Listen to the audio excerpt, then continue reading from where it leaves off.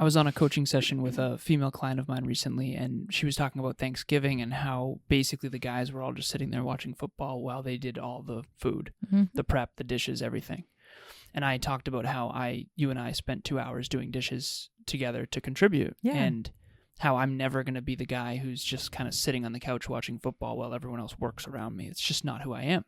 Because two things can happen and two things can coexist at the same time. She can have the fear of her partner's reactions, of her being courageous and her giving her partner feedback as opposed to protecting him from his own emotional experience. And she has that fear very much. Conscious couples, business partners, and singles committed to attracting their dream partner. Welcome to the Conscious Couples podcast, where we share our life, love story, and combined relationship expertise to help you create and consistently cultivate the most magnificent, intimate relationship possible. Never again will you feel hopeless and alone in your intimate relationship challenges. Having accumulated thousands of hours coaching conscious couples and individuals all over the world, as well as starting and growing a global business together, Alan and I are here to guide you in all things relationships. Thank you again for tuning into the one place where it's not about you or me, it's about the we. Conscious couples and individuals, welcome back to the one and only Conscious Couples podcast. Today we have episode 148, How Protecting Your Partner Can Backfire. Emilia is laughing right now because I did the quotes. If you're not on YouTube, I did the quotes of the tractor beam, which is a funny movie reference from the 90s. If you don't know it, that's okay, because those movies are way outdated. Before we jump into this episode, I want to give a huge shout out and thank you to Next Level Podcast Solutions for producing this show and so many others. I just found out, crunching my numbers with Kev yesterday, that we work with 54 podcasters, not including the 11 that we coach in group coaching. So that's 65 podcasters that we're working with. It's amazing. If you're a podcaster, you want to start, grow, scale, or monetize your podcast, please reach out. It is our goal to help you succeed at reaching more people, making more money, growing and scaling.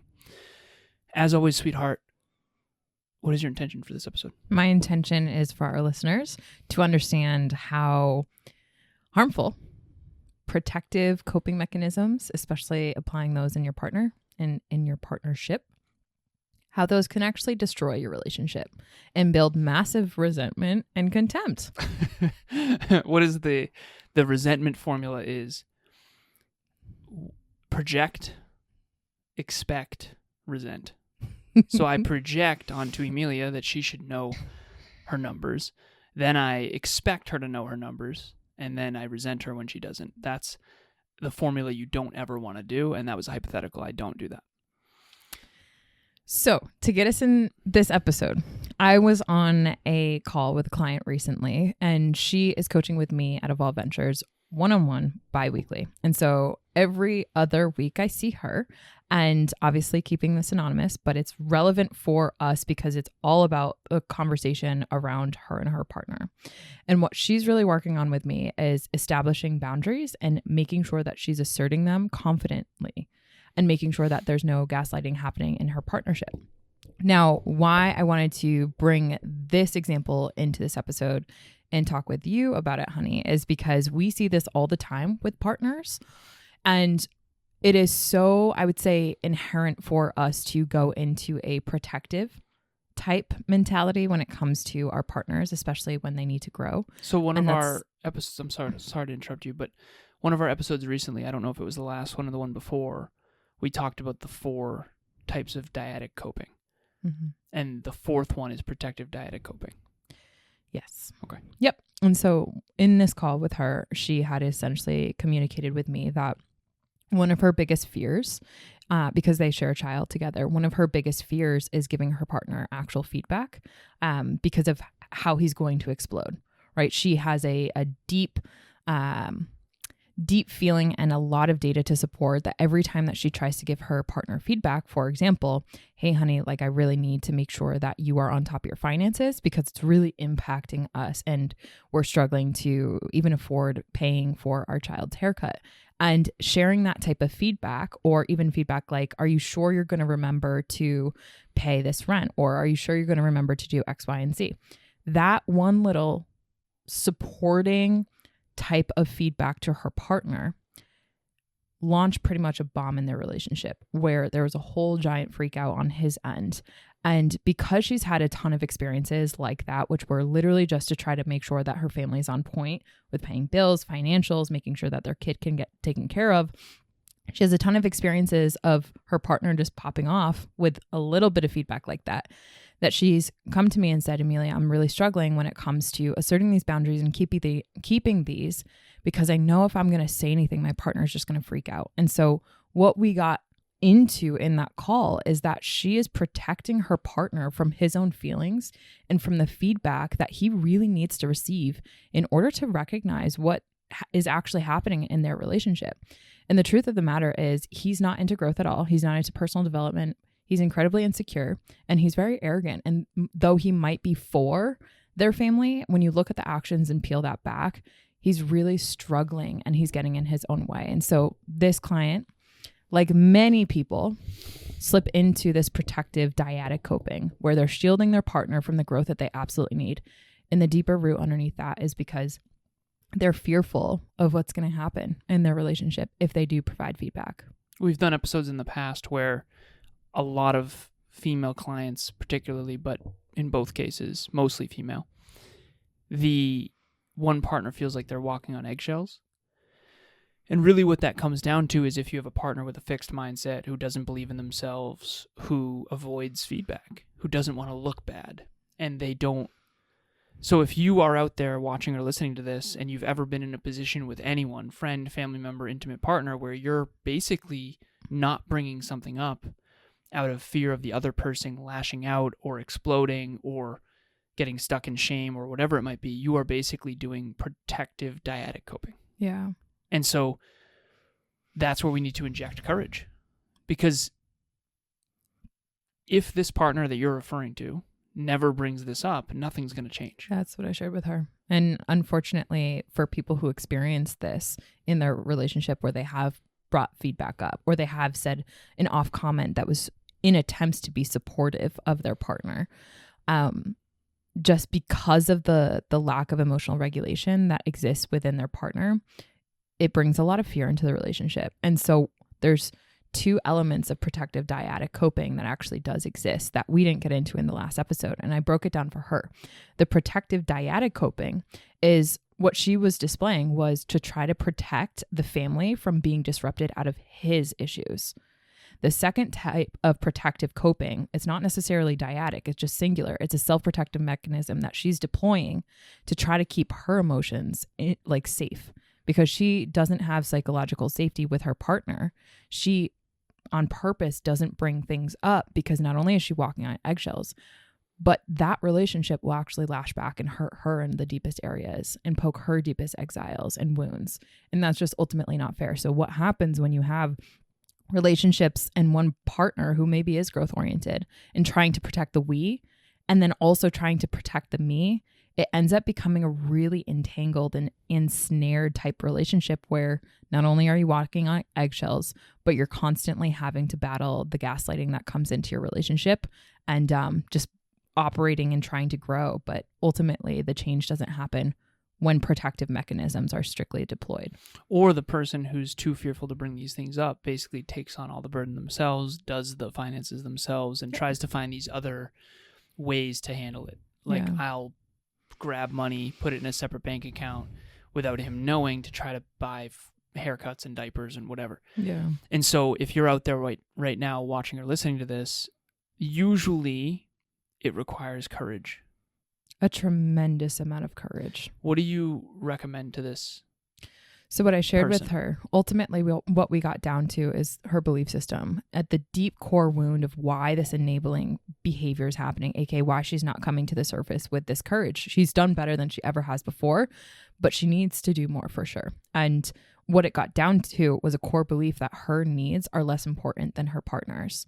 And what I helped her to uncover was that stemmed back from a deep childhood wound that was never fully healed. So we're working on that. Can you be specific about what was the childhood wound? Yeah, the childhood wound is that she grew up with essentially her mother putting her father's emotional needs and walking on eggshells so that for the family, like her mom didn't want to leave her father, who was verbally and emotionally abusive and neglectful. Her mom didn't want to leave her father out of a deep fear that she wouldn't be able to protect my client. Because if she did protect, or if she did stick around and stay in the relationship with the father, then she at least had a higher chance of being able to protect and shield this client from the wrath of her father. And so that one belief system from her mother got generationally passed down of my needs don't matter and they're less important than the male in the relationship. And then that wound essentially carried with her. And now she's reenacting that I don't want to leave this partner, even though I know I should. And I know that that's what's best. And because of that element that they share a child together, she's still trying to protect the child and fearful of that. And so her needs not mattering and becoming really the thing that's holding her back. What I shared with her is that, number one, you got to recognize that that's not true. That's not fully true. And that's not true at all. Right. So what's not true? The fact that her needs are less important than her partner's. Mm-hmm. And all of the things that surround that, my emotions matter less than my partner's. In this case, she's putting the needs of the child above her needs, and therefore the needs of the partner above her needs to try to protect the child. Exactly. Without the child, would this not be happening? She would definitely not be with him. Right. Right. So, and that's one of the things that I got her to see is essentially did as a Libra, I always bring in the scales of balance because two things can happen and two things can coexist at the same time. She can have the fear of her partner's reactions, of her being courageous and her giving her partner feedback as opposed to protecting him from his own emotional experience. And she has that fear very much. Or does she have the fear of becoming just like her mother and having what happened to her happen to her child? So, and that fear, when she realized that, she was like, oh, shoot, that's what's going to make me courageous. Yeah, because one fear got bigger. Yeah, she doesn't want to repeat the cycle, but yet she is, because she's letting this fear, the fear of the partner's emotional reactions, overpower the other fear. A lot of times this always comes down to the fear. I'd rather take an L in the moment to stay safe in the moment, but long term that's going to be wildly detrimental, versus have courage in the moment and have it actually blow up, but then actually get some corrective action going on. And so when you illuminated this new awareness for her, she now realizes that she's going to be she's more afraid of doing the same pattern as her mom probably than she was prior to that call. Absolutely. And so there's a deeper belief that while you might think that you're putting the needs of your child over you, truth be told, you're actually not. You're putting your exile, your deepest inner core wound, over the needs of your own child. And so I want to kind of get away from that one example and kind of towards the bigger element at play here, which is so many relationships end up in this position, whether or not they have a kid. They protect their partner from what they believe needs protecting because of how it hurt them or how it impacted them emotionally. Does that make sense? Yeah. What's going on? This is Branden and Hannah. We wanted to give a shout out to Alan and Emilia and their relationship talks. And going into relationship talks, I was under the impression that, my relationship didn't have any conflict or didn't have any problems. And it seemed, it actually was that way, but I knew I wanted a relationship that resembled Alan and Emilia, and that's a relationship that is just next level and different from other relationships. So seeking out their help has really brought me and Hannah together, and it's just been really, really incredible, and I can't thank them enough. Do you have anything to say? Yeah, Alan and Emilia have both helped us in recognizing and acknowledging each other's really important core values and given us insight and guidance on how to align those together so that we know we're growing together and never apart. The goal is always to kind of being everything together as a team. Alan and Emilia, we love you and thank you so much for everything you do. Thank you. I'm trying to figure out how to make this into a more practical thing. This could be something as simple as, hey, I don't know if you noticed this, but you drink a little too much or after 8 p.m. You really, 2 turns into 4, 4 turns into 6. You've been drinking a lot lately. I just want to hold that mirror up. It's very scary for someone to do that with someone who is very aggressive, is what you're saying?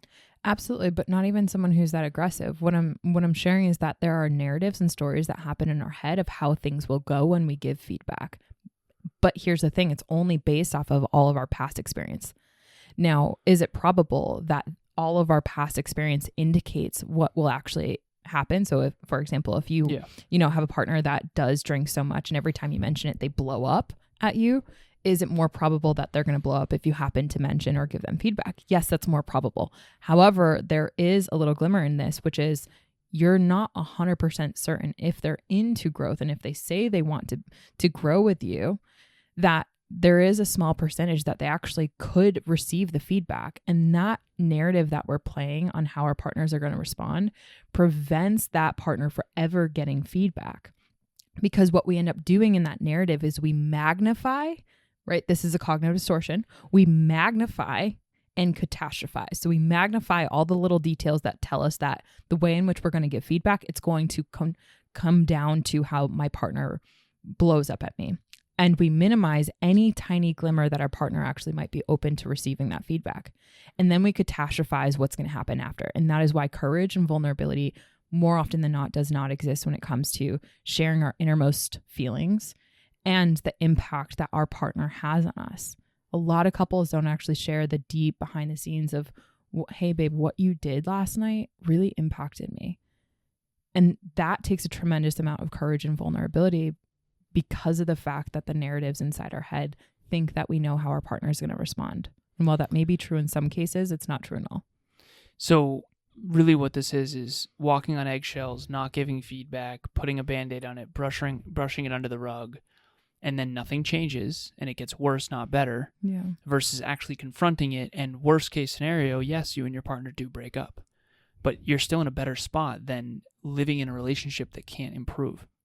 1000%. And again, that sounds very rational, and it is, but easier said than done. Is that a good synopsis? Absolutely fair. And we have so many couples and we have so many data that show that post-traumatic growth is actually a really powerful thing. And there's a lot of couples that have been shielding their partner for so long, leveraging protective dyadic coping, right? They won't give their partner feedback. And then all of a sudden they have a conversation with us and we're like, hammer that courageousness, hammer your innermost feelings and thoughts. Like don't beat around the bush. Share how this partner's habits and emotional disruptions or lack of emotional regulation impacts you, because that's true. And you need to share that with your partner because they can't read your mind.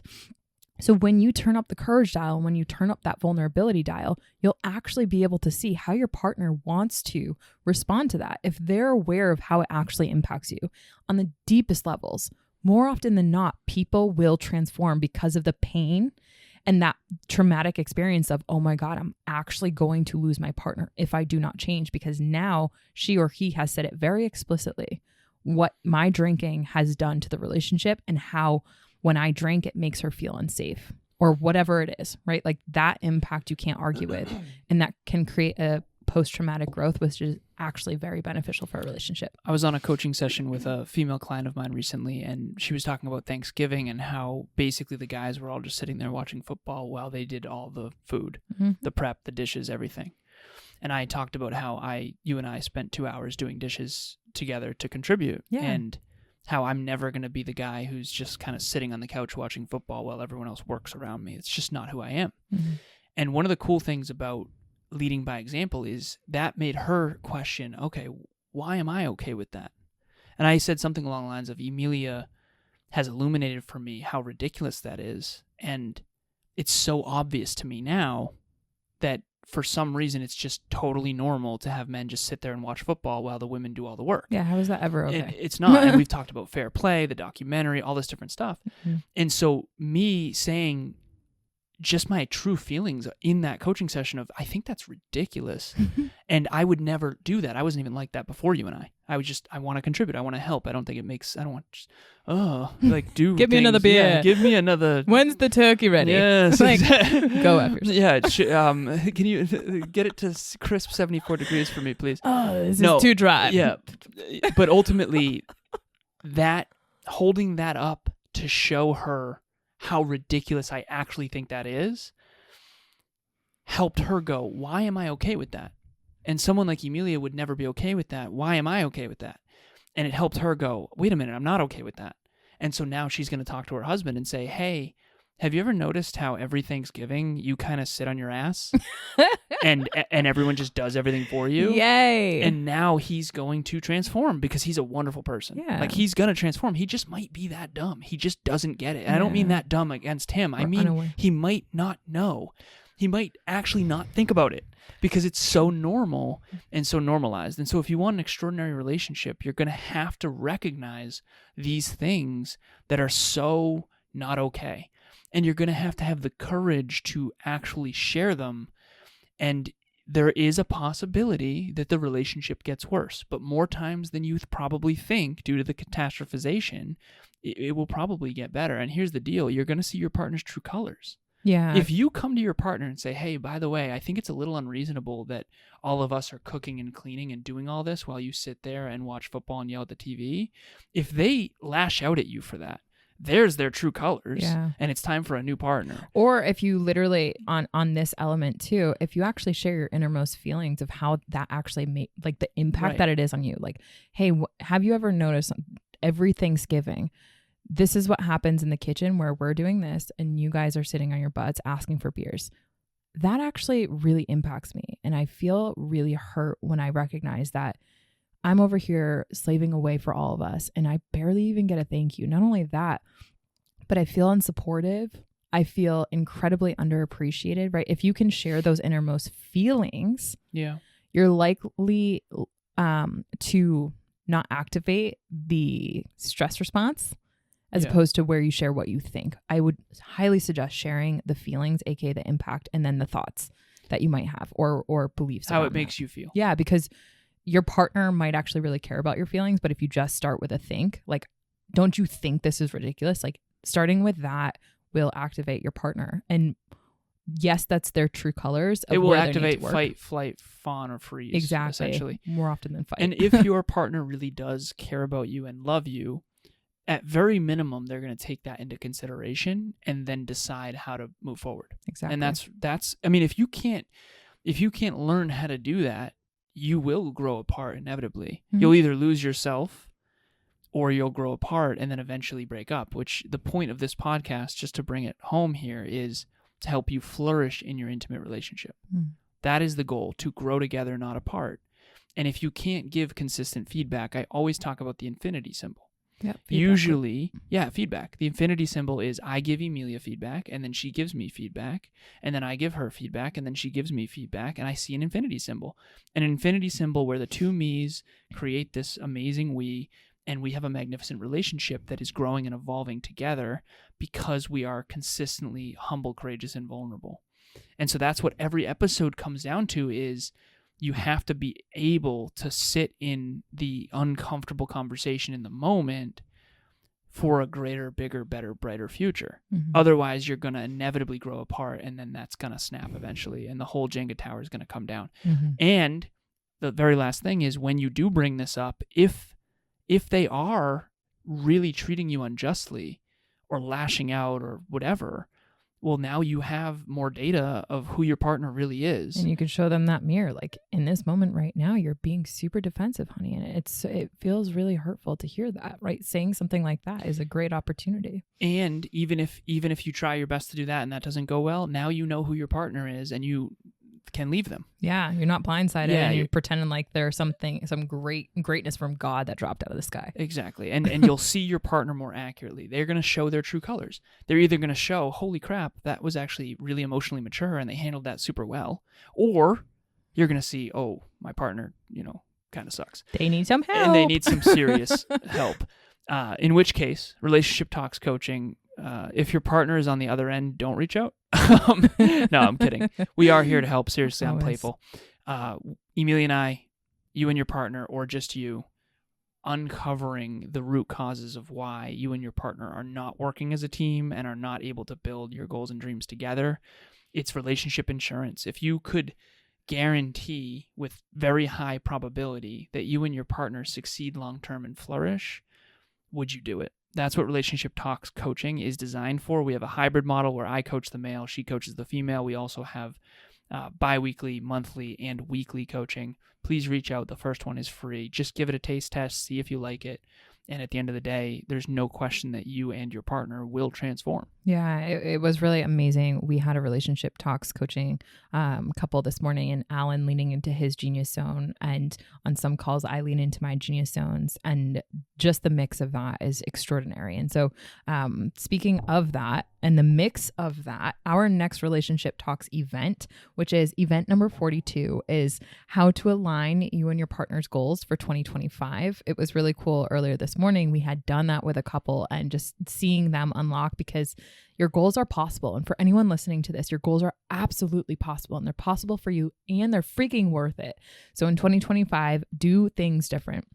Start by coming to Relationship Talks event. It is going to be hosted the 19th of December. We hope to see you there. It's 5 p.m. Eastern Standard Time, and you won't want to miss it, because you and your partner growing apart is a result of you two not aligning those goals and dreams. So shout out to all those who have been at RT events. And if you want to join us, it's a free event. It's live, and you can come in your Snugs or your Christmas onesies, whatever suits you. But anyways, the link to join us or register is in the show notes. And imagine a couple who one partner's trying to drive north while the other one's trying to drive south. They're going nowhere fast. You have to align your goals. I used to try to achieve all my goals and dreams without the support of my friends and family, and that was a massive mistake. And ever since I got with Emilia 5 years ago, we've been very aligned in terms of our goals, and I don't feel like I have to go and run away from our relationship in order to achieve my goals. And I felt like that in the past for sure. Imagine what you could achieve if you two were on the same page, on the same team, headed in the same direction for the same reasons. And on a team, you can achieve a lot more together than you can by yourself. Thank you as always for listening. And as always, it's not about you or me. It's about the we. We'll talk to you next time. Bye, everyone. Thanks for joining us for another episode of the Conscious Couples podcast. We love connecting with the Conscious Couples community, so please make sure you follow us on Instagram. I am at Evolve with Emilia, and Alan is a Lazaros 88. Also, if you or your partner resonated with this episode, leave us a review at the link in the show notes, and please share this with someone you love and care about. Until next time, remember, it's not about you or me. It's about the we.